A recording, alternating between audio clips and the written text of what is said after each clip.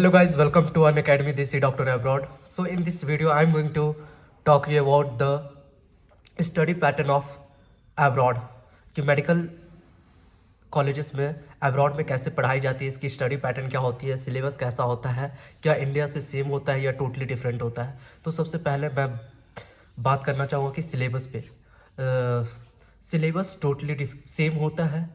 जो 19 subjects India में चलती है एमबीबीएस मेडिकल कॉलेजेस में, वो यहाँ भी अब्रॉड्स में भी 19 सब्जेक्ट्स चलती है। बट यहाँ 19 सब्जेक्ट्स के अलावा भी पढ़ाया जाता है। जैसे यहाँ की लॉज पढ़ाई जाएगी आपको। सबसे पहला तो लॉ से भी पहले क्या कि आपको लैंग्वेज पढ़ाया जाएगा। जो भी कंट्री आप जाते हैं, यूक्रेन जाइए, आप जर्मनी जाइए, फ्रांस जाइए, या कहीं भी आप जाइए, कजाकिस्तान जाइए, किर्गिस्तान जाइए, कोई सा कंट्री आप चूज़ कर लो, तो आपको सबसे पहले वहाँ पे लैंग्वेज पढ़ाया जाएगा। तो लैंग्वेज इंक्लूडेड रहेगा। फिर उसके बाद उस कंट्री की लॉ रहेगी। फिर उसके साथ एक दो एक्स्ट्रा सब्जेक्ट्स रहेंगे, जैसे फिज़िक्स, कॉमन फिज़िक्स और कॉमन कंप्यूटर साइंस, इस तरह की कुछ एक्स्ट्रा सब्जेक्ट्स ऐड की जाती है एमबीबीएस में। तो सिलेबस सेम रहता है, बट कुछ एक्स्ट्रा सब्जेक्ट्स और एक्स्ट्रा लैंग्वेज कोर्सेज ऐड रहते हैं।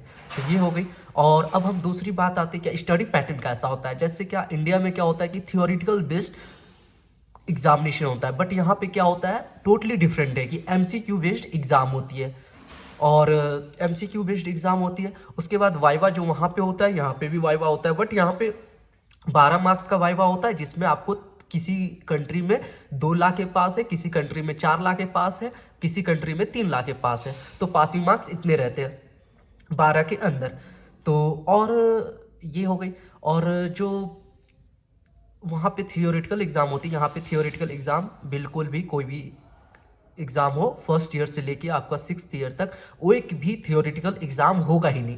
फिर उसके बाद यहाँ पे कुछ कुछ कंट्रीज़ में क्या होती है, लाइसेंसिंग एग्ज़ाम होती है, उसकी खुद की कंट्री की लाइसेंसिंग एग्ज़ाम होती है। जैसे कि अपना एमसीआई होता है इंडिया में, तो उसी तरह यहाँ पे क्या होता है, मिडिल ऑफ द ईयर जो स्टेट गवर्नमेंट लेती है एग्ज़ाम, तो उस तरह की यहाँ पे अलग अलग कंट्री में होते हैं। जैसे मैं यूक्रेन के बारे में बता सकता हूँ अच्छे से, प्रॉपर तरीके से, क्योंकि यूक्रेन में एक क्रॉक करके एग्ज़ाम होता है। वो क्रॉक 1 एक 3rd ईयर में आने के बाद आपको देना पड़ेगा, एक 6th ईयर जब पास करोगे तब आपको क्रॉक देना पड़ेगा। तो वो यहाँ की कंपलसरी एग्जाम है, अगर मैंडेटरी एग्जाम, अगर आप वो एग्जाम नहीं देते तो आपका डिग्री वैलिड नहीं माना जाएगा।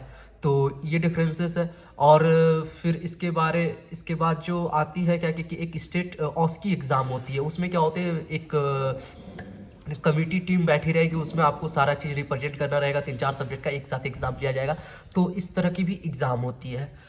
और जो क्लासेस में पढ़ाई कैसे जाते हैं, क्लासेस में ऐसे पढ़ाए जाएंगे क्या कि यहाँ पे अब्रॉड में एक चीज़ अच्छा लगता है क्या कि आपको डेली वाइवा मिलेगा क्लास में। डेली प्रोफेसर आएंगे, थोड़ा उसके बारे में कुछ बताएंगे उस टॉपिक से रिलेटेड, फिर उसके बाद बोल देंगे क्या, जस्ट प्रिपेयर दिस टॉपिक, और प्रिपेयर दिस टॉपिक बोल के निकल जाते हैं प्रोफेसर्स। उसके बाद फिर प्रोफेसर्स आएंगे कुछ 10 मिनट, आधा घंटा, 15 मिनट, 20 मिनट से मतलब 40 मिनट की, जितना मिनट का आज क्लासेस है, तो उसके अकॉर्डिंग वो टाइम दे के आएंगे और आएंगे आपके पास। और उसके बाद फिर पूछना स्टार्ट करेंगे वो। फिर उसके बाद फिर आपको डेली क्लासेस में भी 12 मार्क्स का टेस्ट होगा, जिसमें 4 मार्क्स आपको लाना कंपलसरी है। 4, 3, हर कॉलेजेस की डिफरेंट मार्क्स पासिंग क्राइटेरिया रहती है। तो किसी की 9 रहती है तो उसमें से 2 ही 3 लाना पास हो जाता है, किसी में 12 होता है तो उसमें 4 लाना पास हो जाता है। तो इस तरह की होती है। तो मतलब एक सीक्वेंस में डेली है क्या, डेली आपसे प्रोफेसर कुछ ना कुछ पूछेंगे, या आपको खाली नहीं जाने देंगे। और वही इंडिया में क्या होता है क्या कि आपको प्रोफेसर आए, लेक्चर दे दिए, नहीं तो क्लासेस में ले गए, उसके बाद दिखा दिए सारा चीज़, ओटी वगैरह, उसके बाद निकाल दिए। तो इंडिया में ये होता है। बट यहाँ पे क्या होता है कि डेली का डेली आपको टीचर्स पूछेंगे, चाहे आपको कोई भी मतलब सर्जरी की क्लासेस हो या कहीं भी क्लासेस हो, आपको लेके जाएंगे, वो पूरा डिपार्टमेंट दिखाएंगे, बट दिखाने के बाद भी आपसे पूछेंगे वो। एट द एंड उनको वहाँ डेली मार्क्स पुट करना रहता है। और डेली मार्क्स ग्रेडिंग सिस्टम में आपको पास होना। अगर आप डेली ग्रेडिंग सिस्टम में पास नहीं हो तो आपको एग्जाम हॉल में एग्जामिनेशन देने नहीं मिलेगा। एग्जाम के समय आपको बोल दिया जाएगा कि आपका रिवर्क है, आपको रिवर्क इतना डेट से, एग्जाम स्टार्ट होने के शेड्यूल जो आएगा उससे पहले ही आपको बोल दिया जाएगा प्रोफेसर के द्वारा कि आप रिवर्क कर लीजिए। फर्स्ट ईयर में बोला जाता है, बाकी सेकंड ईयर से प्रोफेसर नहीं बोलेंगे कि आप रिवर्क कर लो। तो सेकंड ईयर से बच्चे समझ जाते हैं खुद ही कि मेरा रिवर्क अगर कंप्लीट नहीं है तो मैं एग्जाम नहीं दे पाऊंगा। तो इसी वजह से वो लोग खुद से अपना प्रिपरेशन चालू कर देते हैं और खुद से एग्जाम से पहले सारा रिवर्क कंप्लीट कर लेते हैं। और उसके बाद जैसे कि इंडिया में अब अटेंडेंस का बात आती है। इंडिया में क्या होता है, 70 to 80% अटेंडेंस, किसी कॉलेज में मैक्सिमम कॉलेज में 70% अटेंडेंस चाहिए, और कुछ कॉलेजेस में 80%। और हमारे यहाँ क्या है, अब्रॉड में आपको 100% अटेंडेंस चाहिए। अगर आप एक भी क्लास मिस करते हैं तो आपको 300 से 400 रुपया फाइन लग जाएगी। और एक क्लास क्या, मतलब एक पीरियड का बात मैं कर रहा हूँ, ये नहीं कह रहा हूँ कि एक दिन का। एक पीरियड अगर आप मिस करते हो, मेनली क्या होता है, तीन क्लासेस होती है दिन भर में। अगर तीन क्लासेस में अगर एक क्लासेस भी आप मिस करते हो तो आपको 300 से 400 जो लोग इंडियन करेंसी है उसमें आपको फाइन भरना पड़ेगा। और वो आपको उसका फिर रिवर्क भी करना पड़ेगा। फाइन भर के फिर टीचर के पास जाओ, टीचर टास्क देंगे, उसका टास्क कंप्लीट करके दोगे, फिर उसके बाद वहाँ प्रेजेंट लगेगा, फिर वहाँ ग्रेड सिस्टम चढ़ेगा।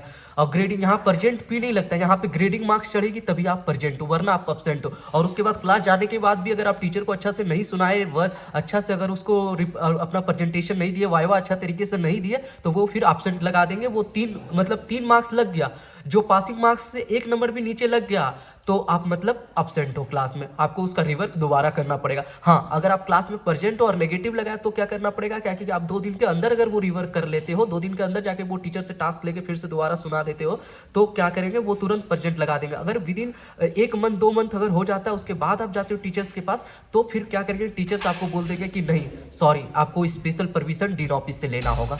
तो इस तरह की यहाँ पे जो अब्रॉड को लेते हैं क्या कि यहाँ का रूल रेगुलेशन बहुत हल्का होगा, नहीं, अब्रॉड में बहुत ही स्ट्रिक्ट रूल रेगुलेशन है इंडिया के मुताबिक, जहाँ तक हमने अभी तक देखा है। क्योंकि हमारे कॉलेजेस में तो बहुत ही स्ट्रिक्ट नियम है अकॉर्डिंग कंपेयर टू इंडिया। क्योंकि वहाँ तो 70 to 80% तो मतलब 20% तो क्लासेस आप मिस कर सकते हो, बट यहाँ पे सिंगल क्लासेस आप मिस नहीं कर सकते हो, चाहे वो फेस्टिवल हो चाहे कुछ भी हो। अगर कॉलेज की तरफ से नहीं छुट्टी मिली है तो नहीं। और फिर आपके मन में आ रहा होगा कि इंडियन फेस्टिवल आते होंगे तो बच्चे क्या उस दिन मिस करते हैं, तो उस दिन भी यूनिवर्सिटी ओपन रहती है, जिसको यूनिवर्सिटी जाना है जाइए इंडियन स्टूडेंट को। बट उस दिन के लिए क्या कर दिया जाता है, फ्री रिवर्क, कि आप एब्सेंट कर सकते हो बट उसका रिवर्क करना पड़ेगा, लेकिन आपको उसका पैसा नहीं देना पड़ेगा यूनिवर्सिटी में, एकदम विदाउट पैसा आप फ्री रिवर्क कर सकते हो। तो ये था स्टडी पैटर्न। अगर आपको और अभी भी कंफ्यूज है तो प्लीज़ कमेंट बॉक्स में कमेंट करके पूछ ले, तो मैं आपको वहाँ रिप्लाई दे दूंगा। और please do like, subscribe, share and comment Unacademy Desi doctor abroad. And see you in next blog, and just write in the comment box what do you want the next video, on which topic do you want next video. So stay tuned and keep watching Unacademy Desi Dr. Abroad. See you in next blog.